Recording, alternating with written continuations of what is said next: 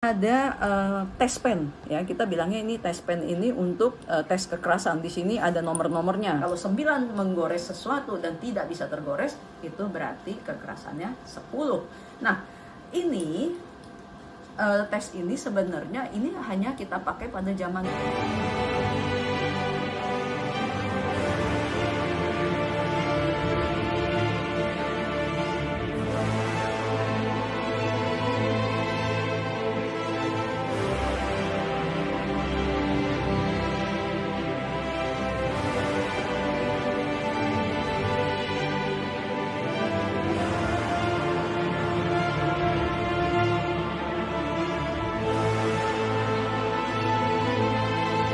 Halo, ketemu saya lagi dengan Sumardi Paramita.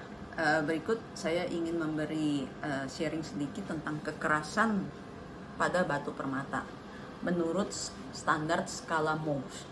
Skala Mohs itu adalah ukuran kekerasan di batu permata, ya.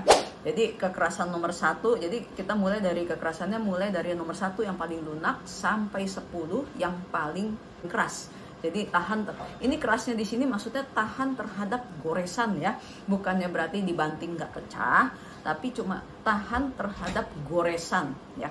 Jadi kekerasan nomor 1 adalah talok. Talok itu adalah sejenis kayak bubuk ya. Nah itu kekerasan kedua itu adalah gypsum.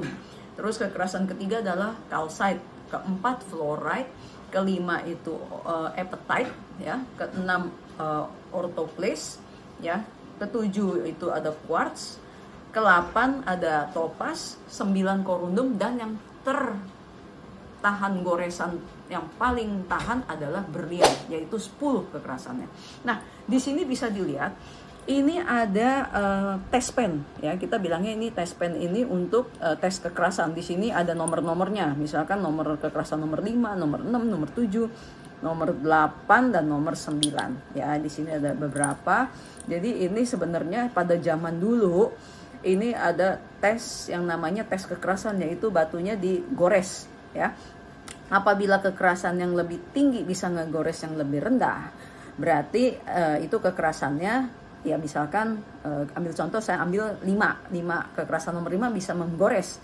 Kekerasan di bawahnya berarti itu kekerasannya 4. Nah, kalau 9 menggores sesuatu dan tidak bisa tergores, itu berarti kekerasannya 10. Nah, ini tes ini sebenarnya ini hanya kita pakai pada zaman dulu ya, zaman dulu. Jadi ini juga tidak dianjurkan karena ini adalah destruktif ya, jadi merusak ya, karena permukaannya harus digores-gores.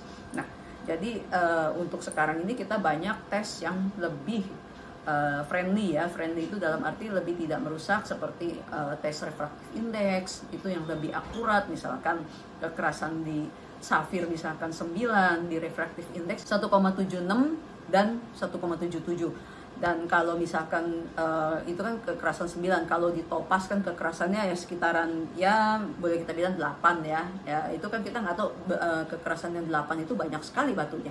Tapi kalau di topaz itu kan bisa 1,612, 1,627 itu kita bisa dengan refractive index meriksanya, dan dengan berat jenis itu lebih akurat dan lebih tidak merusak ya. Jadi sebenarnya tes kekerasan ini cuma bisa dipakai untuk batu-batu yang masih mentah atau rough ya.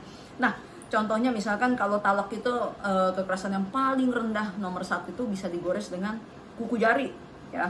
Nomor 2 juga bisa dengan kuku jari, nomor 3 bisa digores dengan koin, yang nomor 4 bisa digores dengan kaca ya, kaca jendela, dan begitu pula dan selanjutnya. Itu sebenarnya amat sangat tidak tidak accurate, karena benda yang kekerasannya 8 misalnya kita lihat di sini ada topaz, kemudian sebenarnya emerald juga ada di sekitaran 8 gitu. Nah, jadi cara memisahkan batu-batunya tidak bisa dengan kekerasan lagi, harus dengan uji yang lain ya. Jadi sedikit pengenalan tentang tes kekerasan yang mana kita sudah tidak memakai lagi karena sudah tidak efektif ya. Mungkin masih bisa dipakai kalau orang-orang di tambang, tapi kalau di lab kita sudah tidak memakai lagi untuk tes kekerasan ini. Cuma kalian ada suka nanya, seperti apa sih tes kekerasan itu ya? Bentuknya seperti ini. Jadi dengan pen-pen angka-angka ini menggores kekerasan yang di bawahnya atau di atasnya, jadi diuji coba satu-satu. Oke, demikian tips dari saya tentang uji kekerasan yang banyak ditanyakan.